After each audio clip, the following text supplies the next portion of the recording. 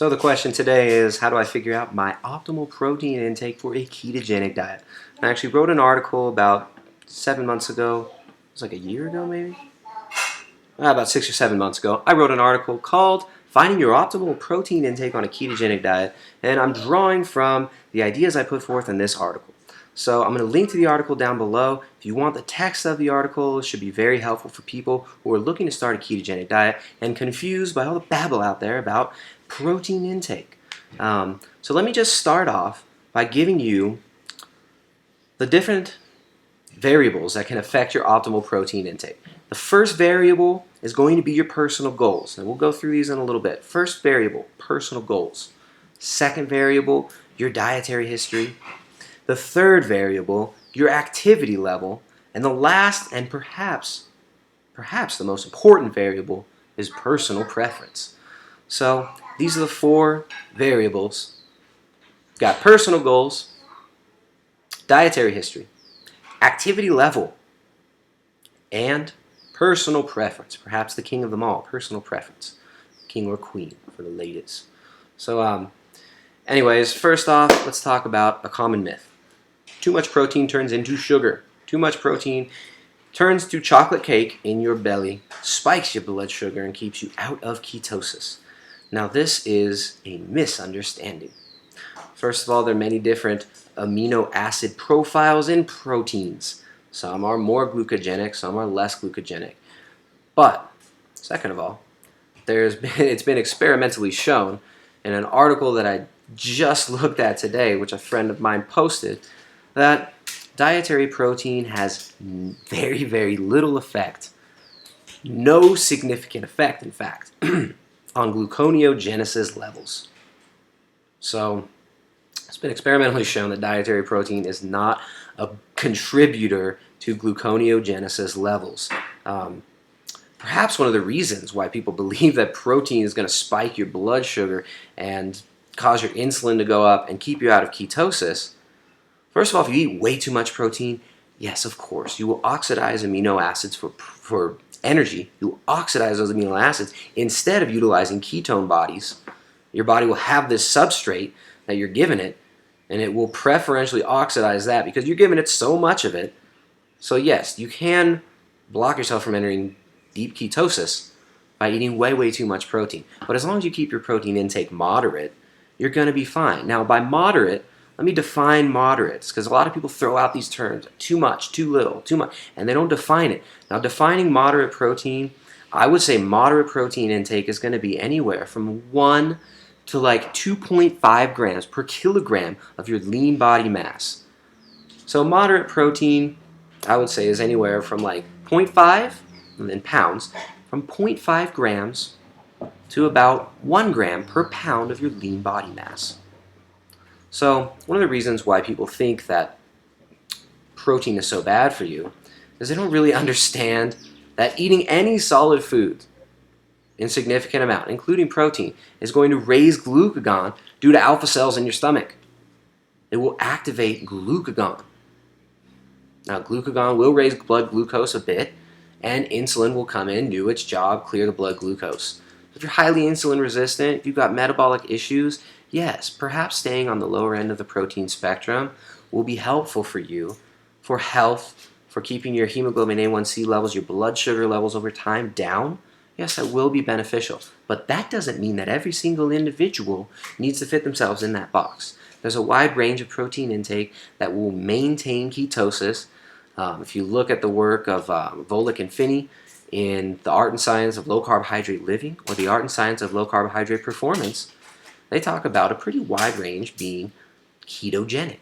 The protein intake they recommend is pretty much the same as what I'm going to recommend here, anywhere from 1 to about 2.5 grams per kilogram of your lean body mass. And that's going to be in pounds, anywhere from about 0.5 to 1 gram per pound of your lean body mass. So let's get into it. The things that affect it. Now I could talk a lot about the reasons that I'm doing this video. I get a lot of questions about protein intake. There's a lot of confusion because different people are saying different things, and that's fine. Everybody's got their own opinions on how things work. I'm putting forth my educated opinion on what I believe is optimal for protein intake for most people on a ketogenic diet. Now, this doesn't mean that every individual needs to stay exactly within this range. Of course, there are outliers in everything. It's important that we don't take things to logical extremes all the time and argue and bicker about them just because we're on the internet. Just because you got a keyboard doesn't mean you have to nitpick, argue, and take everything to a logical extreme. So the first variable I'm going to talk about is going to be your personal goal. Your personal goal is losing body fat. You could actually have a wide range of protein intake. Now let me explain. Protein can induce satiety. Protein can be very good at inducing satiety. Now in some people, it might have the opposite effect, whereas eating more protein will make them more hungry throughout the day. So if protein makes you satiated, eating a little bit more protein, is staying on a little bit higher end of that ketogenic spectrum, is enjoyable for you. There's the last one, personal preference. Or if it helps you achieve your goal of fat loss by inducing more satiety, making you less hungry during the day, then by all means, a little bit more protein would be great for you. If your personal goal is losing body fat, protein makes you more hungry, it makes you feel more cravings, it makes you crave carbs or more food in general, then perhaps staying a little bit lower in protein would be good. Now, not all proteins are going to have the same effects in all people. I usually recommend that people implement a diet which is higher in the intake of fish and seafoods, which contain a lot of DHA and EPA, as well as iodine and selenium. Very, very beneficial for your health. I've talked about this in many other videos before, but yeah, fish and seafood probably going to have a better effect on your hunger, your satiety, your inflammation levels than would some chicken or even grass-fed beef. So your personal goals, it's lose body fat. You might lie on either end of the spectrum. If your personal goal is to build muscle, then just to be safe, you might want to reside on a little bit higher end, about 0.8 grams per pound of lean body mass, and lean body mass being, let me define it, lean body mass being your weight minus your fat mass, so your fat-free mass. If your goal is to build muscle, you might want to stay around 0.8 grams per pound, which is about 2 grams per kilogram of your LBM, lean body mass. Now, if you're doing a ketogenic diet for medical purposes, if you're dealing with cancer or something, of course you want to maintain elevated blood ketones all the time. So those rises in glucagon, which may raise blood sugar temporarily after a meal, might not be beneficial for you. So those individuals who are dealing with very serious medical conditions such as epilepsy or cancer, they have to maintain a narrow spectrum of blood glucose and stay in elevated blood ketone zones, which somebody losing weight, they're going to be fine being in nutritional ketosis at 0.5 millimolars per liter of blood ketones. Now, if you're trying to lose weight, higher blood ketones does not mean more weight loss. You can artificially elevate blood ketones by eating more fat, by eating a bunch of MCT oil. That doesn't mean you're going to lose more body fat. There's nothing magic about having higher than 0.5 millimolars per liter blood ketones. You don't need to. And if you're keto adapted, you'll be efficiently using ketones quickly, so they won't be overflowing in your blood anyways. So, ketogenic diet for medical purposes, you might want to lie on the lower end of the spectrum. 1 gram per kilogram of your lean body mass might be sufficient. Or even lower, like 1 gram per kilogram of your total weight might be sufficient. Not everybody needs the higher protein spectrum. The next one is going to be your dietary history. Now this kind of ties in, and they all kind of tie in, to personal preference. Now your dietary history, well, personal preference and goals. Those are probably the two most important ones. Your dietary history, if you've historically been on a very low protein diet, you've been eating a standard American diet where it's relatively low in protein, high in carbohydrates and fats, and yeah, just if you've never eaten more protein than like 0.5 grams per pound of your lean body mass, you probably won't feel that great on the higher end of the protein spectrum on a ketogenic diet. So you probably want to keep your protein on the relatively low end of the spectrum, which I'm going to define as 1 gram per kilogram of your lean body mass. Now, if you're historically eating a lot of protein, and your goal is to lose body fat, so if you've been eating like an athlete's diet or like a bodybuilding type diet, where you're eating up to like 2 grams per pound of body weight, insane amounts of protein, that no mere mortal can consume from just whole foods, where you got to take a lot of whey protein, casein protein powders, and to make up that gap in the protein that you can intake. If you're used to that higher end of the protein, you might want to be at about 2 grams per kilogram of your lean body mass, or up to 1 gram per pound of your lean body mass. Now that's plenty sufficient for building muscle in or out of a ketogenic diet. And it could be argued that in a ketogenic diet, since there's a muscle sparing effect, since ketones spare lean body mass, they spare lean tissue, that you could probably skew a little bit lower and be totally fine. But a lot of people who are into athletics prefer to have higher protein intakes. Now, higher protein intake, I shouldn't say that, but a moderate protein intake for you would probably be around 2 grams per kilogram, and you could be totally fine and stay in deep ketosis. So the next one is going to be activity level. So people who are engaged in a lot of resistance training and trying to build muscle naturally will elevate towards more protein. People who have been doing bodybuilding diets in the past are used to more protein. They mentally are fixated on protein being so necessary in higher amounts that, sure, they might want to be up from 1.5 to maybe up to 2.5 grams per kilogram, just like 0.7 to 1 gram per pound of your lean body mass. That's totally fine for most people. So activity level, if you're lower activity level, if you're not doing a lot of resistance training, let me actually put this little caveat out there. Resistance training is lean muscle sparing.